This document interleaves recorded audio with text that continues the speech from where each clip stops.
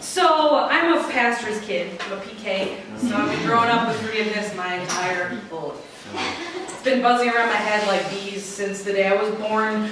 Forgive this person, forgive that person. Oh, please, just forgive. It's a Christian thing to do. So I forgave a lot when I was growing up. I forgave like everything. And I think it actually did make me a better person because I'm a lot happier. I don't hold on to a lot of stuff. Feeling good about life. I forgave my sister when she hit me in the head with a golf club because I was standing too close behind her on her backswing. I forgave that. I forgave that jackass kid, even though it doesn't sound like it, who made me cry on the bus on the way home because he called me quarter pounder. And it didn't occur to me till later that day that being a quarter pound is not a bad thing.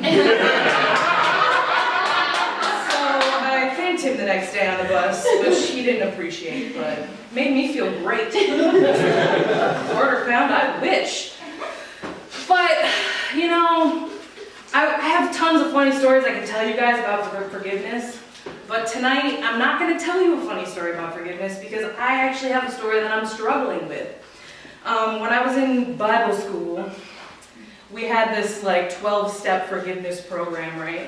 Just like you're getting over an addiction, which being angry and holding on to resentment can totally be an addiction. Telling people how you've been wronged is totally an addicting thing. But one of the steps was to think about how many times you told the story to people that you love and to people that care about you. Those poor people that have to listen to the same damn story over and over again about how this person kicked you or whatever. And then the step after that was to tell the story again, but as the other person. So the person who wronged you. So tonight I'm going to do that because right now I got this thing happening in my life that makes me a ball of rage. Which doesn't happen to me. I'm like a freaking volcano. Whenever this person comes near me, I explode. I just like want to punch things, and not people, just things. And like scream and like frustrate cry, which is a terrible thing that happens in my family, where when you're so pissed off, you just start crying. And then you look weak. And that person there is like, I'm so mad at you. And I have to let it out as tears. So that's been happening to me a lot lately, and so now tonight I'm going to tell my story, but as the other person. So forgive me for not telling you a funny story. It is ripe with drama. And also forgive me for not telling you my story, although all of these things did happen. Some of this is going to be in my brain, what I think this person was thinking when they did this to me. So recently, before I get into it, I broke up with my business partner and improv partner for another group that I started. And up till then, just for some background, it was 2.5 years, and then at the end there was no communication. It was just very, like you'd walk into a room and everyone would be like, oh, this is really uncomfortable. Just want to leave. Including me, that's how I felt. I just really wanted to leave. So I'm going to go towards the end of this, the very end, and I'm going to tell my story as if I'm that person. Hopefully by the end of this, I will get over it, and I won't want to explode every time I see this person, but I can't make any guarantees. So, I had pretty much decided already before the last show that this was going to be done. It was over. I'm sick of it. I'm feeling uncomfortable, and I feel like I do all of the work. I do all of the work. I do all the business.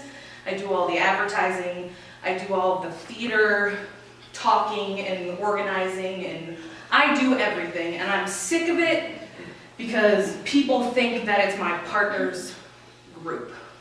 They all think it's hers. So I started talking to other people who I'd rather work with, and I got them around me, and we decided that no matter what happens, whatever she decides, we're still going to go on in another direction. So after our final show, I sent out the text, "We need to talk." I used that because it was clear to the other person that everything's not okay. We need to talk, that kind of heavy phrase. makes people have adrenaline rushes when they're sitting on their bed, reading their phone. So we met the next day, and I'm a very type A personality. I like things done the way I like them done. And that's not a bad thing. I know I'm hard to work with. I say it all the time. I know I'm hard to work with. But at this point, I was done, and we needed to figure this out. So she sits down, and she is like, "What's up?" Because we know this is awkward and terrible, and everything feels uncomfortable, and it's just terrible. And I give her the straight answer, type A answer. I'm in charge of the business now.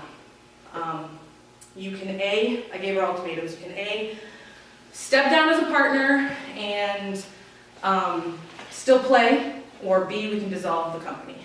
And she refused to step down, so we're going to dissolve the company. So we left, and I told her, like, we're still going to be friends, but that's just like the we need to talk line. Have you waited? I don't really mean it. So I start salvaging what I've got. I immediately email everybody else in the group, and I tell them my side of the story, because I feel like if I tell them first, it's going to be the truth, and I want to carry on. I feel like I can be successful, and I think that this is something that can work. So I get mixed reviews, and I'm kind of freaking out inside, but that's okay, because I can make it work, because I do things. I'm the one who did everything anyways, and if she wasn't even there, it wouldn't even really matter. So I get the group together, and I put in the paperwork, because that's what I always do. I put in the paperwork, and she wouldn't have done it anyway, so I put it in, and I get it back, and I don't want to see her in person. I don't answer her emails, I don't answer her calls, because let's be honest, I'm in the right. I did everything right. And she's emotional. Everything's an emotion, everything's an excuse, everything will be my fault when it's not. So I mail them to her. I mail her the list of the dissolution papers, and then I mail her, because I was in charge of the financials, because I did everything, I mail her a ledger showing that out of the money we got for 2 years of working together, I got $1,500 because I did all the work and I spent all the money, and she gets $25. Because honestly, that's what I think she deserves. And she was not going to do anything about it. Why would she? She doesn't do anything. So I mail out the letter, and I get an email, and I guess I'll read it because there's no other thing to do. And she wants to see all the receipts and all that stuff. Okay, sure, fine, I'll do it.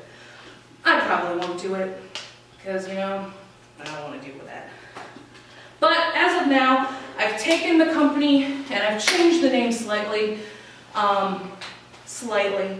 but enough that it's legal. So there's no copyright infringement. And I've taken her off of the Facebook page, but it's still up there because I did all the work on that. She didn't touch that. And we're doing good. I have all the theater spaces, and I think we're going well, and all I need her to do is to sign those papers, and I think she'll probably mail them to me. And that's that. And I'm totally in the right, and god damn it, that didn't work at all. I'm still really pissed.